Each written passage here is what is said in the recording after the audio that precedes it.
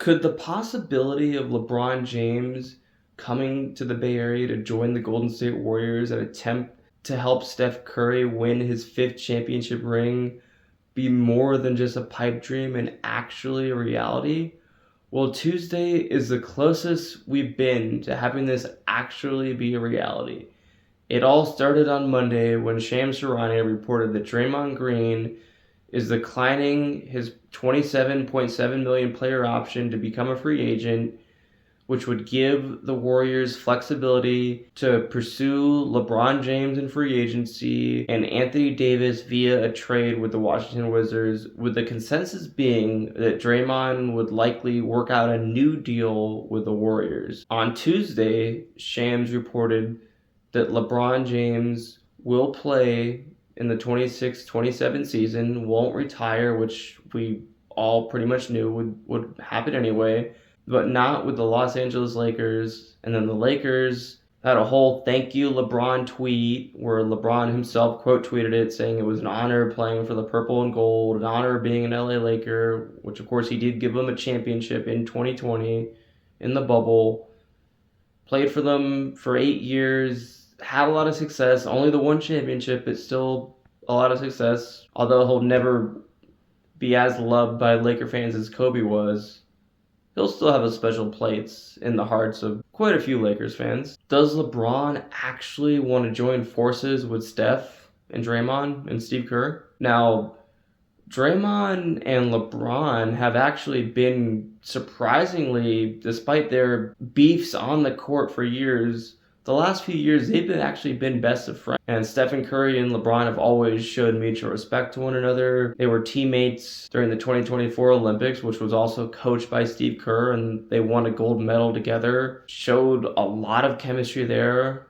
LeBron has stated before that he would love to play with Steph Curry someday. Now, there's a lot that has to happen as well. Of course, the Warriors are not going to be able to pay what LeBron made as a Laker. He would have to take less, will likely play for $15 million. But LeBron at 41 years old, has all the money in the world, obviously. One of the richest men in the entire world. I could see him easily taking a pay cut and actually attempting to win another ring. Now, are the Warriors his first choice? I could see him returning to where it all started. Of course, he's from Akron, Ohio. He started his career in Cleveland in 2003, about to turn 19 years old. Played in his first stint up until 2010, had a lot of success, but wasn't able to give him a ring at that point. He made the big decision in the summer of 2010 where he announced he was going to take his talents to South Beach and join Dwayne Wade and Chris Bosh in the Miami Heat, where he won a couple back-to-back rings. And then summer of 2014, he decided, I'm coming home, and he returns to the Cleveland Cavaliers, where of course he gave them their only championship in 2016. After the 2018 season, decided he wanted a fresh start and decided to join the LA Lakers. And here we are 8 years later, and he wants a fresh start once again. Now, I could see him, I think that would be the biggest Cinderella story for him to actually return to the Cavs. And Cleveland is a team that was in the Eastern Conference Finals last year that has James Harden, Donovan Mitchell, Evan Mobley. If I wasn't a Warriors fan, that would be what I would be hoping for just as an NBA fan, as someone that loves those kind of feel-good sports stories in general. That would be what I would be rooting for in that case. Could he also return to the Miami Heat, who just landed Giannis Antetokounmpo and has Bam Adebayo? And that's a team that can, with LeBron, Adebayo, and Giannis, that would be no team to reckon with. I think it's going to come down to either Golden State or the return to Cleveland.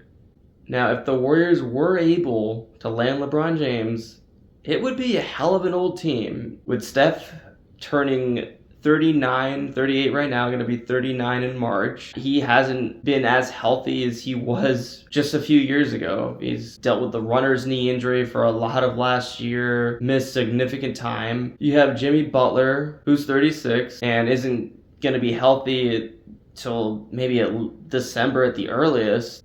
Draymond is also 36. They just re-signed Al Horford, who's 40, and is going to be playing his 20th NBA season. They also re-signed Kristaps Porzingis, who's a lot younger. He'll only be 31 by the time the season starts, but he's no spring chicken, and he's had injury histories as well. There's a lot of Warrior fans out there that just hate LeBron and don't want that to happen in any way, partly due to him always being sort of hated by fans of the teams that he's not on, and also has had a huge rivalry with the Warriors, despite the Warriors beating him 3 of 4 times in the NBA Finals. So in that regard, I don't see, if any Warrior fan doesn't want LeBron based on rivalries from that long ago, especially when the Warriors have come up on top of that rivalry 3 or 4 times, I think those fans just need to grow the fuck up. This is an opportunity for this team to actually win their 5th ring, so that should not be a factor in it at all. But what should be a factor is adding a 41-year-old player on a team that's already aging. Now, for me personally, that's not a factor. I don't think the Warriors have a chance to win a 5th ring this season if they don't land LeBron James.